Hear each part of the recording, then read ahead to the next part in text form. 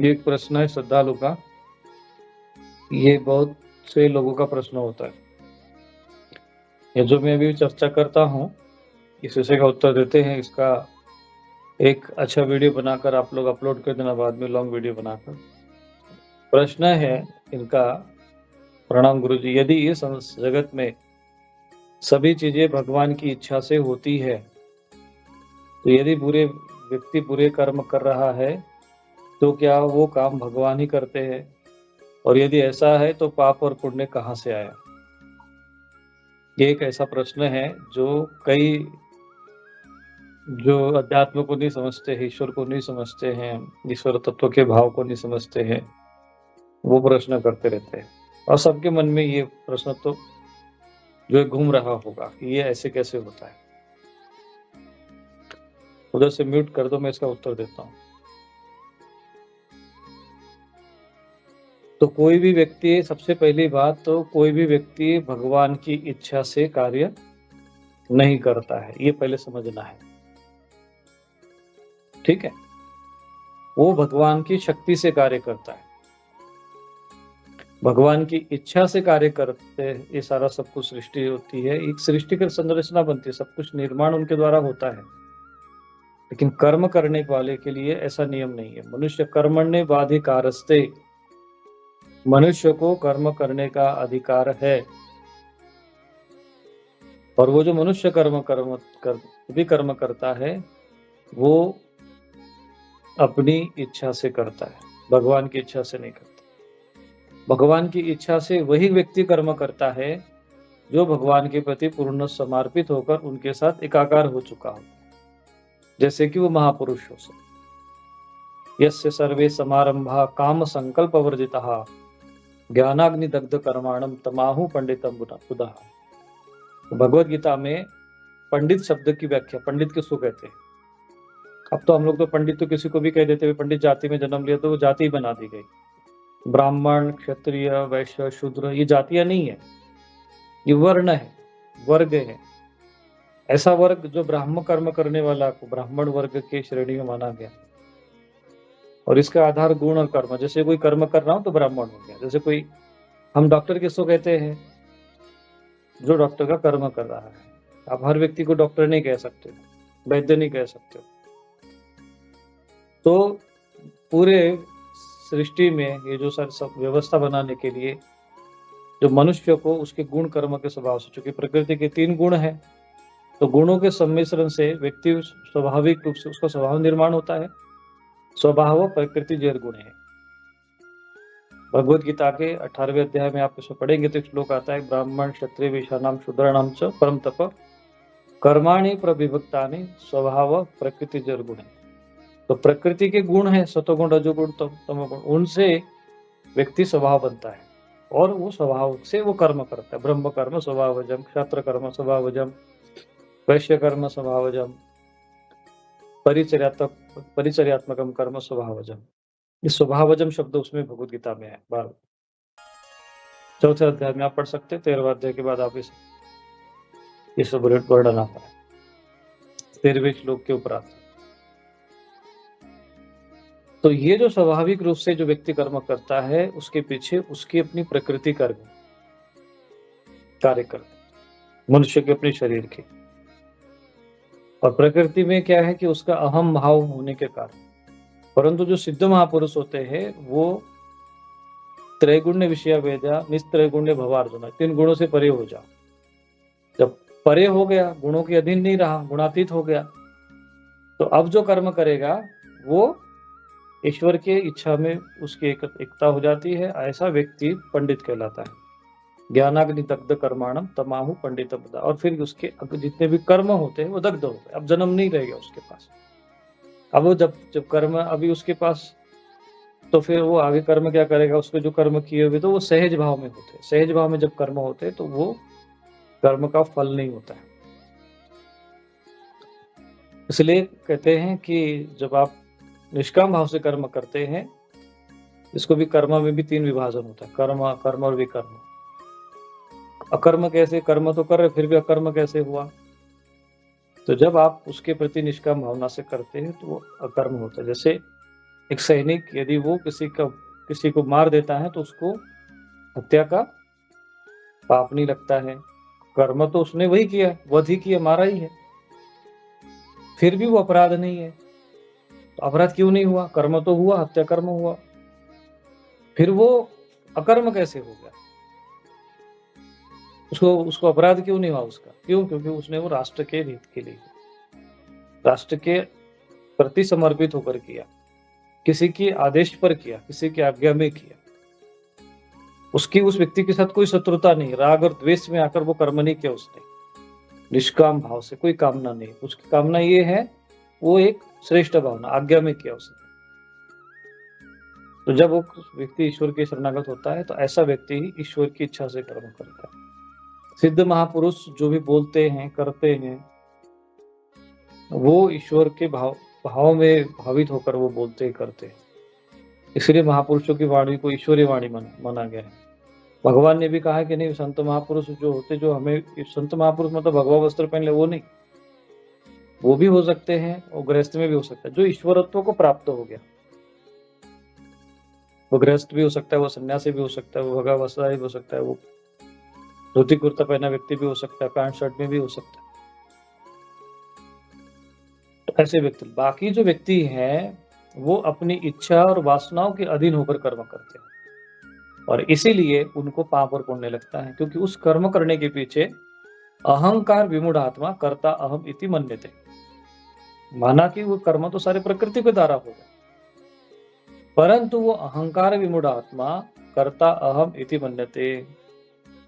प्रकृति क्रियमाणानि गुणे कर्माणि सर्वशः, प्रकृति के गुणों के द्वारा कर्म हो रहे, लेकिन जो अहंकार से विमूढ़ हो जाए वो कहता है मैंने कर्म किए।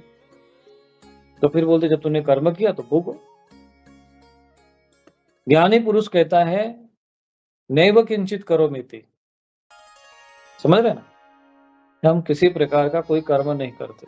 नैव किंचित करोमीति युक्त मन्ये तो तत्वविद, कि मैं कुछ भी नहीं करता। तत्वज्ञानी पुरुष जो है वो कहता है कि मैं कुछ भी नहीं करता हूं, ऐसा वो माने। युक्त तो मन्ये तो तत्वविद, चलता हुआ खाता हुआ। लेकिन सामान्य व्यक्ति क्या कहता है, देह को सब कुछ मानता, वो अरे मैं खा रहा हूँ, मैं सो रहा हूँ, अरे मैंने तो सब भोजन पचा लिया क्या उसने? श्वास चल रहा है अपने आप, फिर भी हम कहते हैं श्वास लिया, श्वास छोड़ रहा है। उसके पीछे अहम भाव है। ज्ञानी पुरुषों में अहम भाव नहीं होते, वो दृष्टा भाव में होते हैं। तो ये अंतर है दोनों में। तो जब तक अहंकार से विमूढ़ व्यक्ति है तब तक उसकी इच्छा और वासनाओं में बहकर वो कर्म करेगा, तब तक उसको भोगना पड़ेगा। अब बात आती है कि हम जो कर्म करते हैं भगवान की इच्छा से करते, ऐसा नहीं है। भगवान की कर्म इच्छा से नहीं, भगवान की शक्ति से सब कर्म करते। और भगवान की शक्ति क्या? प्रकृति ही भगवान की शक्ति।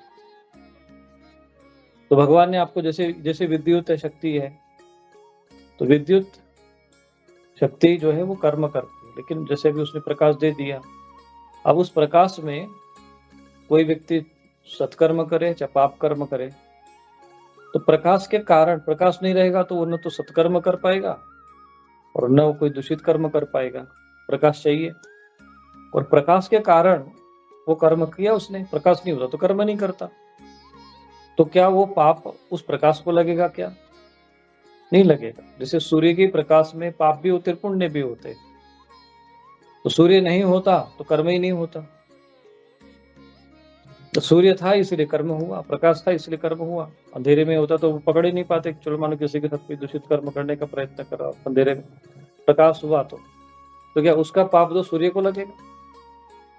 नहीं लगेगा, क्योंकि वो वहां पर भगवान सूर्य कर्ता रूप में नहीं है, शक्ति रूप में, सहज भाव में है। तो जो भी संसार के कर्म होते हैं वो लोग बोलते हैं, लोग कहने को कहते हैं अरे ईश्वर की इच्छा के बिना तो पत्ता नहीं हिलता है। पत्ता इसलिए नहीं हिलता है कि उसमें भगवान शक्ति स्वरूप में है, इसलिए नहीं होता। लेकिन इच्छा भगवान की नहीं होती। भगवान ने सामर्थ्य दे दिया, सब कुछ दे दिया, बट तुम कर्म करो। अब जैसे बहुत से लोग ये भी प्रश्न करते हैं कि भगवान है तो वो दिखता क्यों नहीं है, भगवान है तो है कैसा? तो जैसे ईश्वरो सर्वभूतानां हृदयस्य अर्जुन तिष्ठति, ईश्वर सब प्राणियों के हृदय में वास करता है, भगवद गीता में लिखा है। वो किस रूप में है? शरीर में प्राण है। अभी शरीर में प्राण है, इसीलिए मैं बोल रहा हूँ। ठीक है? प्राण यदि नहीं रहेगा तो मैं बोल नहीं पाऊँगा, देख नहीं पाऊँगा। अब मैंने किसी को अपशब्द बोला, तो इसका पाप प्राण को लगेगा क्या? प्राण शक्ति को लगेगा क्या? कि प्राण ने कहा तो नहीं कि तू ऐसा कर, प्राण का काम है बस ऊर्जा देना। शुभ अशुभ का वो उसका काम है ऊर्जा देना बस। परंतु उसके लिए बुद्धि अलग से बना दी है, आत्मा, जीवात्मा उसमें अलग है। ये सारे भगवान के संसाधन है, प्राण, बुद्धि, मन, चित्त, अहंकार, इंद्रिया, शरीर, ये तुम्हें दे दिया है जीवात्मा को। अब तुम शुभ कर्म करो, कर्मण्येवाधिकारस्ते मां फलेषु कदाचन, लेकिन तुमको फल जो है वो प्रकृति के नियमों के अनुसार मिलेगा। अब ये नहीं कि भाई मैंने पाप कर्म तो किया फिर मुझे भुगतना पड़े, मैंने पुण्य कर्म किया मुझे उसका अभी फल मिल जाए, ये सिस्टम नहीं। तो भगवान की शक्ति से ये कर्म होता है, उनकी इच्छा से नहीं। तो परंतु लोग मूर्खतावश, अज्ञानतावश कहते रहे सब भगवान की इच्छा से हो रहा है।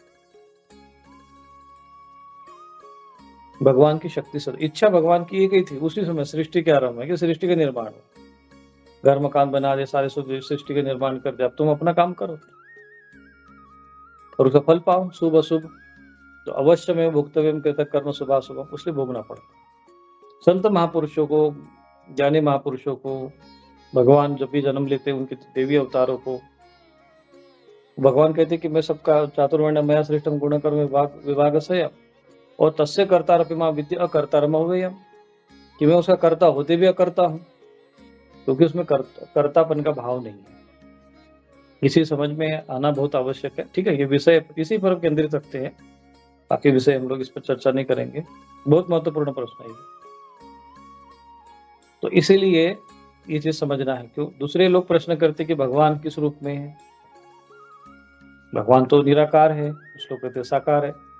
तो ये हम लोग मूढ़ है अपने, हम अज्ञानी है, मनुष्य शरीर में है, देह को सब कुछ मानते हैं, हमें अपना पता नहीं है। क्योंकि हम शरीर हमारा कब छूटेगा, अगर सर्वज्ञ होते तो हमें पता होता कि शरीर कब छूटेगा। सर्वज्ञ होते तो पता चलता कि हमारा उस अनुसार हमें फल मिलता। परंतु ऐसा नहीं है, सर्वज्ञ नहीं हम लोग। तो सर्वज्ञ कौन है? ईश्वर सर्वज्ञ है, और सर्वज्ञ है इसलिए भगवान जो भी कार्य करते हैं, जो भी चीज सामने करते हैं, तो उनमें सर्वज्ञता का भाव होता है। जैसे वो भगवान अर्जुन से कहते हैं कि तुम्हारा जो बहुने में व्यतीतानि तव जन्मानि चार्जुन तान्य वेद सर्वाणि न तम वेद परम तप, कि तेरे मेरे बहुत सारे जन्म हो गए लेकिन तू नहीं जानता कि मैं जानता हूँ। तो वहां पर अर्जुन मनुष्य रूप में है, नर रूप में है, और भगवान नारायण रूप में, नारायण सब जानते। तो सर्वज्ञता का भाव होने के कारण ईश्वर जो है वो साकार भी हो सकते, क्योंकि सर्वज्ञ तो सर्वशक्तिमान भी है। अब उन पे हम प्रतिबंध नहीं लगा सकते कि वो आप जो है अवतार नहीं ले सकते हो, अब जन्म नहीं ले सकते हो, जन्म नहीं ले सकते हैं, ऐसा भगवान के ऊपर प्रतिबंध नहीं लगा सकते। वो सर्वशक्तिमान है, उनकी इच्छा है लेना चाहना चाहिए, क्योंकि वो सर्वशक्तिमान है, शक्ति प्रकृति के अधीन नहीं है, प्रकृति उनके अधीन है, ले न ले। और सर्वव्यापक होने के कारण, सर्वज्ञ होने के कारण ईश्वर के नियम लागू नहीं होते। तो ईश्वर शक्ति रूप में भी है। कभी कभी भगवान अपनी स्वेच्छा से, शास्त्र में जैसा कि भगवत गीता में भगवान ने कहा है कि मैं जन्म लेता हूँ, संभवामि युगे युगे, तो वो भी सत्य है। और दूसरा ये है कि जैसे हम प्राण है, ये किसके कारण, जब हमारे शरीर में प्राण है तो किसका प्राण है? ये प्राण शक्ति के हमने स्वयं बनाई है क्या? तो मनुष्य कितना भी ईश्वर के विषय में कुछ भी कहे, लेकिन वो अल्पज्ञ तो है, उसके बारे में कुछ पता ही नहीं, वो आया कहाँ से, जाएगा कहाँ से, अस्तित्व क्या है। हजारों करोड़ों लोग उत्पन्न हुए, उसमें एक व्यक्ति का अस्तित्व है जैसे और लोग, लेकिन इतने सारे जो लोगों को जिसने प्रकट किया वो तो कोई तो होगा। तो जैसे प्राण शरीर में होते हुए भी उस प्राण के द्वारा सब कुछ संचालन हो रहा है, सारा शरीर के सारे क्रियाकलाप हो रहे हैं, फिर भी हम उस प्राण को देख नहीं पाते। प्राण है इसलिए कर्म हो रहे, यही इस प्राण के होने का प्रमाण है। ईश्वर संसार में सूर्य, चंद्रमा ये सब अपनी मर्यादा में और इतने सारे लोग उत्पन्न हो रहे हैं, अपने नियम से सिस्टम से सब कुछ ठीक चल रहा है, तो कोई तो शक्ति है। इसलिए यही प्रमाण है, क्योंकि संसार चल रहा है। एक व्यक्ति जिसको अपने शरीर का भरोसा नहीं है, उसको ये भी नहीं पता है कि हम दाल-चावल खाते तो ब्लड कैसे, रक्त कैसे बनता है, तो वो क्या बता पाएगा संसार ईश्वर के बारे में? तो ये तो अहंकार विमूढ़ आत्मा, अहंकार से विमूढ़ लोग होते हैं, मूर्ख लोग होते हैं, वो ये प्रश्न करते हैं। ईश्वर के विषय में यदि कोई सत्य जानता है, तो वो ईश्वर पर संदेह नहीं कर सकता। और ईश्वर सर्वव्यापक है, सर्वज्ञ है, सर्वशक्तिमान है, तो सर्व रूप में है वो। हरिव्यापक सर्वत्र समान है। और फिर वो प्रकट भी हो सकता है, उनकी इच्छा है। उन्होंने कहता कि नहीं, मैं प्रेम करेगा तो प्रेम से प्रकट हो ही में जाना। नहीं, भगवान तो निराकार है, वो कैसे प्रकट हो सकते हैं? भाई जब निराकार है लेकिन सर्वशक्तिमान भी तो है, और सर्वशक्तिमान पर हम प्रतिबंध कैसे लगा सकते हैं कि वो प्रकट नहीं हो सकते? वो किसी बंधन में नहीं है, परंतु उन्होंने कहीं न कहीं अपना संकल्प किया है, वो अवतरित भी हुए। उन्होंने कहा कि परित्राणाय साधूनां विनाशाय च दुष्कृतां धर्म संस्थापनार्थाय संभवामि युगे युगे। मैं आता हूँ। क्योंकि सृष्टि की रचना, सृष्टि का निर्माण किया है, धर्म से उनकी मर्यादा में सृष्टि चला रहे हैं, तो उसका संचालन करने के लिए भी उन्होंने अपने 3 रूप धारण कर लिए। तो परमात्मा साकार भी है, परमात्मा निराकार भी है, वो आपके भीतर भी है, वो आपके बाहर भी है। आप उसको देख नहीं पाते हो, आप उसको देख भी सकते हो। आपके हृदय में ईश्वर बैठे, प्राण शक्तियाँ बैठी हुई है, श्वासोश्वास चल रहा है। कोई तो शक्ति है ना आपके जो शरीर को चला रही है। आप कोई भी आपको जब प्रश्न करे कि ईश्वर को नहीं होता है, ये बात बोले कि तुम ईश्वर की तो छोड़ो, अपनी बताओ पहले। जो ये शरीर में जिसमें श्वासोश्वास चल रहा है, वो कौन चला रहा है? तुम तो नहीं हो सकते, तुम हो सकते तो अपनी इच्छा से चलाते। कि भाई मेरी मर्जी, भाई मैं अगर शरीर का स्वामी हूँ, तो आधा घंटा 1 घंटा भी अपना श्वास रोक के बैठ जाओ। तो श्वासोश्वास मेरे हिसाब से चलना चाहिए। यदि मैं इस शरीर का स्वामी हूँ, तो प्राण भी मेरे नियंत्रण में होना चाहिए। सोना, जागना, खाना, पीना, सब कुछ पचाना सब हमारे नियंत्रण में होना चाहिए, लेकिन ऐसा तो है नहीं। इसका अर्थ ये है कि हम स्वामी नहीं है। हम किसी भी शक्ति के अधीन है। वो शक्ति क्या है फिर? वो कौन है?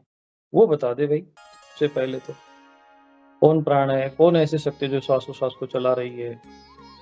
तो ऋषि मुनियों ने यही चिंतन किया।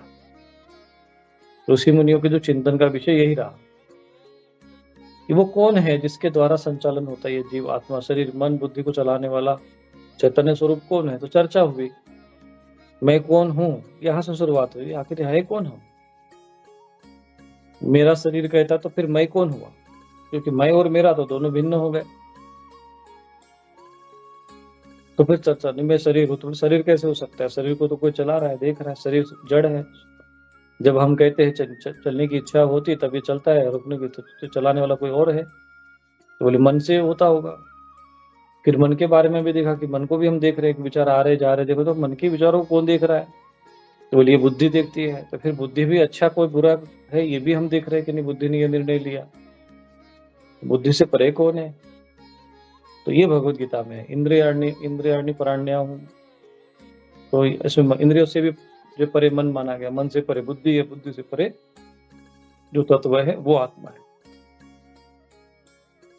उस आत्म तत्व को जानने के लिए ये सारा परिश्रम है। कुछ लोग उसको प्राण भी कहते हैं, प्राणो वै सह, ये भी शास्त्रों में आया है।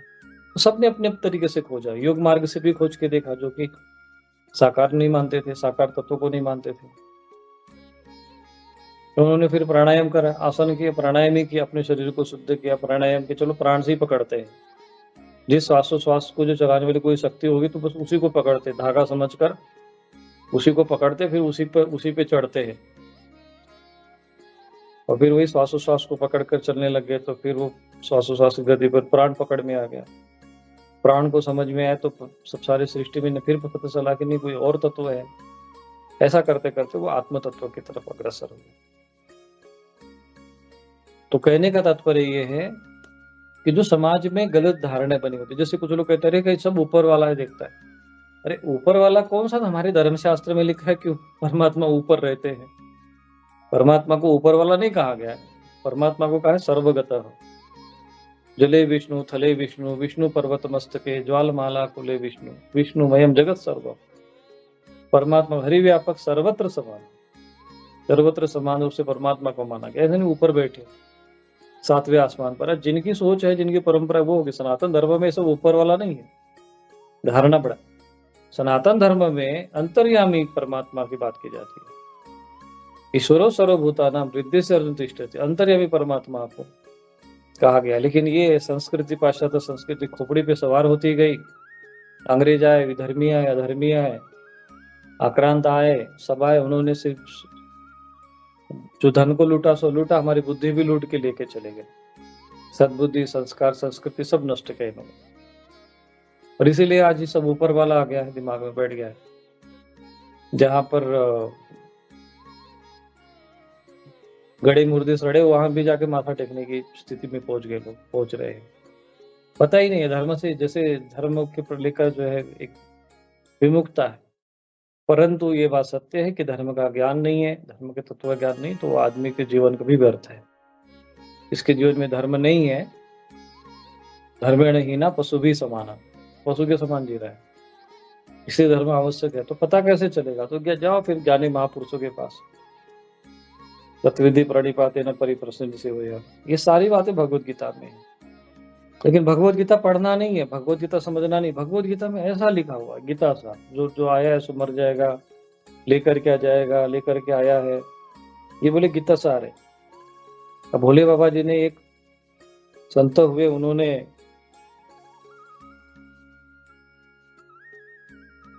कोई भजन लिखा, उसी भजन का सार बना दे, उसी को गीता सार करने लग गए। अजन्मा है हमारा आत्मा, तो ये उसी को ही गीता सार समझते हैं। गीता आप पढ़ोगे तब समझोगे। स्वामी विवेकानंद जी ने शिकागो में क्या कहा, सुनने पर चर्चा की है, सुनने पर भाषण दिया। तो ये मूढ़ता का त्याग करिए, किसी की सुनी सुनाई बातों में मत आइए। ऐसे ईश्वर के बारे में कहा जाए, ईश्वर की इच्छा से सब कर्म होते हैं। अरे ईश्वर क्यों कराएगा तुमसे कुकर्म, पाप कर्म? कभी भगवान ने कहा कि तुम कुकर्म करो, पाप कर्म करो? कोई धर्मशास्त्र में उपदेश है ऐसा? नहीं। कुछ लोग कहते हैं ऐसा कि ईश्वर की इच्छा से सब होता है। मैंने कहा कि इसलिए वो कहते हैं कि वो मूढ़ है, मूर्ख है। अब उनकी बातों को तुम रिपीट करके भगवान पर दोषारोपण कर दो, भगवान को ही कटघरे में खड़ा कर दो, तो उससे ज्यादा मूर्खता क्या होगी? इसलिए शास्त्र को प्रमाण मानो, शास्त्र में क्या लिखा है समझो। इसलिए मैं बार बार कहता हूँ, थोड़ा सा पढ़िए, भगवत गीता पढ़िए, शास्त्र पढ़िए। शास्त्रों में लिखा हुआ है, सब कुछ तो लिखा है। तो नहीं समझ में आएंगे तो जाइए संत जो ज्ञानी न तत्वदर्शी न, ज्ञानी महापुरुषों के पास जाइए, जिन्होंने आत्म तत्व को जाना। तो जो आत्म तत्व को जानता है वही ज्ञानी न तत्वदर्शी न। ज्ञानी न जो है ईश्वरदर्शी न नहीं है, तत्वदर्शी न है। वो तत्व क्या है?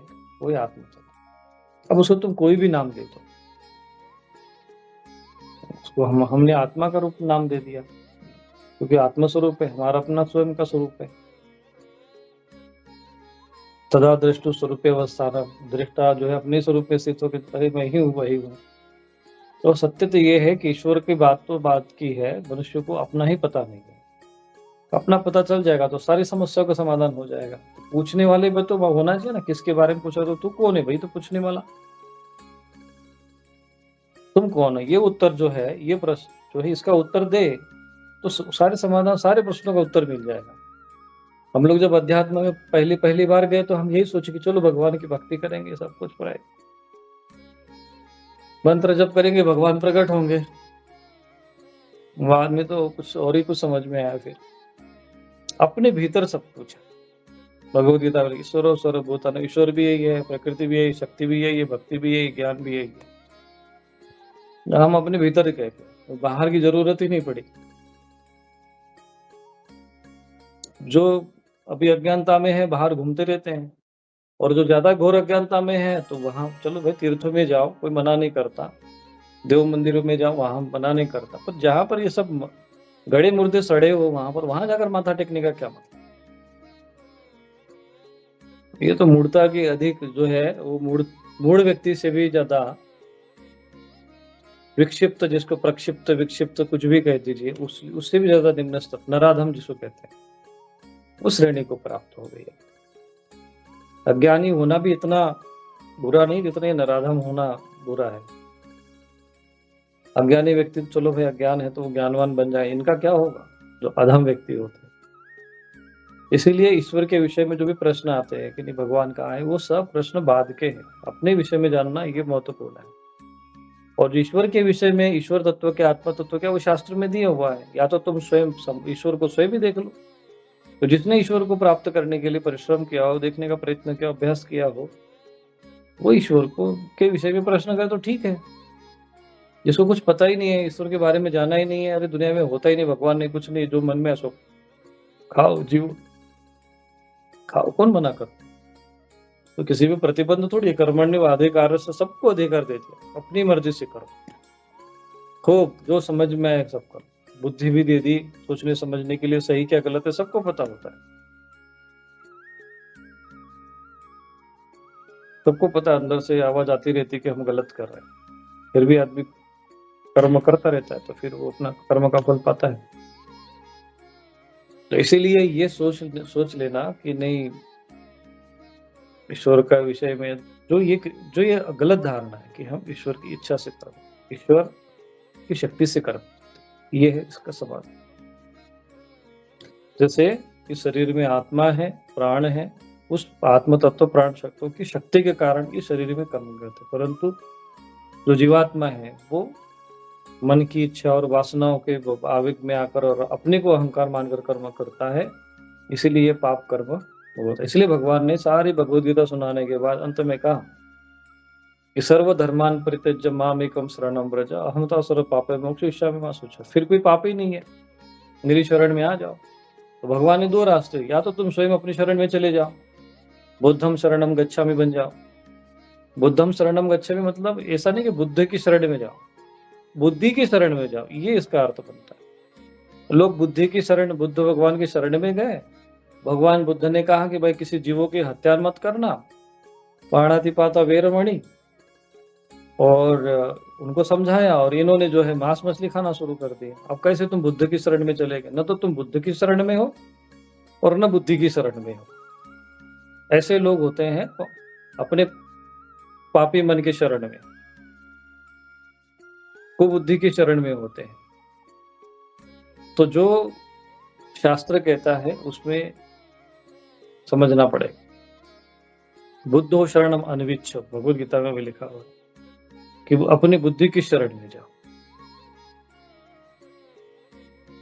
और नहीं समझ में आता, अपनी बुद्धि पर ज्यादा विश्वास नहीं है, अपने मन पे विश्वास नहीं है, तो फिर भगवान की शरण में। भगवान कहते जब भगवान की शरण में जाओगे तो भगवान कहते हैं कि अहम तो सर्व पापेभ्यो मोक्षयिष्यामि मा शुचः, मैं तुम्हारे मोक्ष दे दूंगा और तुम्हें चिंता करने की आवश्यकता नहीं। क्यों? क्योंकि भगवान कहते मैं सर्वसमर्थ हूँ। कहेंगे भगवान आप कैसे इस पापी को कैसे जो है, यह पापी व्यक्ति रहा, इसने पाप कर्म किया, इसको तो दंड देना चाहिए, ये आप इसको कैसे क्षमा कर सकते? बोले मेरी मर्जी, मैं तो सर्वशक्तिमान हूँ। ईश्वर तो सर्वशक्तिमान है ना, सर्वज्ञ है, परंतु ऐसा भी नहीं कि भगवान मर्यादा का उल्लंघन करते हैं। भगवान कृष्ण का जीवन के बारे में लोग कहते हैं कि वो मर्यादा का उन्होंने उल्लंघन किया है।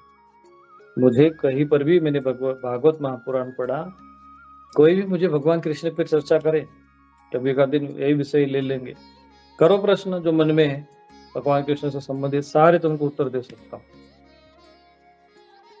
कहीं पर भगवान ने मर्यादा का उल्लंघन नहीं किया, कहीं पर भी मर्यादा का उल्लंघन नहीं। लेकिन नारायण के रूप में जो नारायण की क्षमता है उसका उन्होंने वहां प्रदर्शन किया। हम लोग मूर्ख होते हैं जो उनके विषय में, क्योंकि हम सर्वशक्तिमान नहीं है, सर्वज्ञानी नहीं है, सर्वज्ञ नहीं है, तो जो हम सर्वज्ञ नहीं अल्पज्ञ है, तो अल्पज्ञ व्यक्ति सर्वज्ञ के विषय में कैसे कैसे शंका कर सकता है कि उन्होंने ये गलत किया, ये कैसे वो कह सकता है, क्योंकि वो स्वयं अल्पज्ञ है। अब जैसे जिसने कभी सिंह देखा ही ना हो, तो वो कैसे उसको वो कैसे सिंह के बारे में बता सकता है। और जिसने देखा हो उसको कहे कि नहीं, हम नहीं मानते कि सिंह ऐसे नहीं ऐसे होता है। जिसने देखा ही नहीं वो कैसे मान कह रहा है, तो मूढ़ता है। ऐसे लोगों को मूढ़ कहा जाता है, जड़ बुद्धि के। तो जो श्रद्धावान होते हैं वो समर्पित हो जाते हैं, और श्रद्धावान लभते ज्ञान हो, श्रद्धावान लोगों को ज्ञान मिलता है। अब जैसे कोई विद्यार्थी स्कूल में जाएगा ही नहीं, कहेगा कि नहीं हम तो स्कूल आएंगे नहीं, हम तो मैदान में खेलेंगे, घूमेंगे फिरेंगे, फिर भी हमको फर्स्ट क्लास में पास होना चाहिए, ऐसे कैसे हो जाएगा। ऐसा कोई आग्रह करेगा तो उसको क्या कहोगे, मूढ़ ही कहोगे।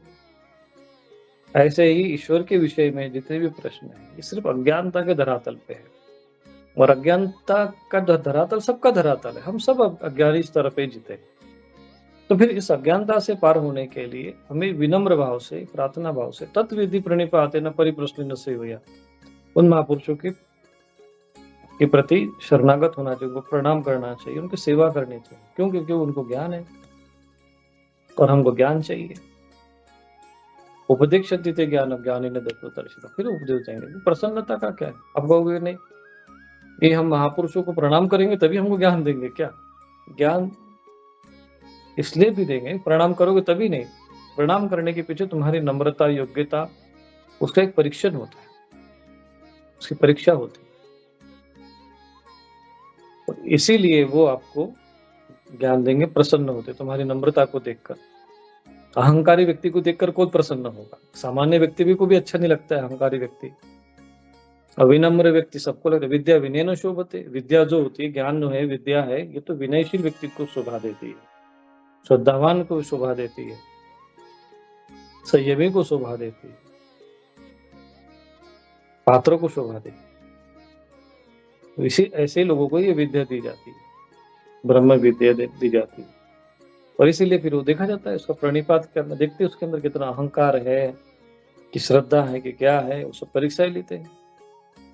जब दिखता है कि नहीं ये तो अहंकार है इसके अंदर ज्यादा मात्रा में, वो फिर कुपात्र सिद्ध होता है, फिर वो ज्ञान विद्या का भाग्य वो नहीं प्राप्त, उसको प्राप्त नहीं कर सकता। ये सारे यही मार्ग है। अब जैसे एक शिक्षा प्राप्त करने का, सामान्य भौतिक शिक्षा प्राप्त करने का जो एक मर्यादा है, ऐसे ही ब्रह्म विद्या पाने का भी मर्यादा है। वही प्रश्न किए जा सकते हैं, हम जिज्ञासाओं का समाधान कर सकते हैं, लेकिन प्रत्यक्ष अनुभव के लिए आपको परिश्रम करना पड़ेगा, साधना करना पड़ेगा। और हमने यही प्रयत्न किया, कोई किसी भी प्रकार के कोई भावना वादा मन में रखे हुए आप सभी को हमने मार्गदर्शन देने का प्रयत्न कर दिया।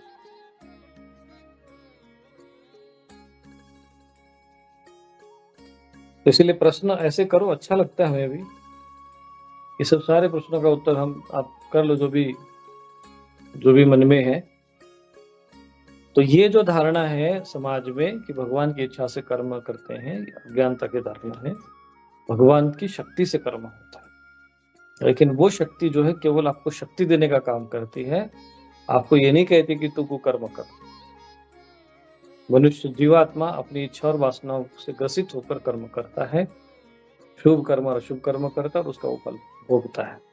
जिस दिन मनुष्य जीवात्मा का अहंकार नष्ट हो जाएगा, निष्काम भाव से कर्म करेगा, तब वो भगवान के साथ उसकी इच्छा का मिलन हो जाता है, और वो फिर तब माना जाएगा कि हाँ वो भगवान की इच्छा से कर्म करता है।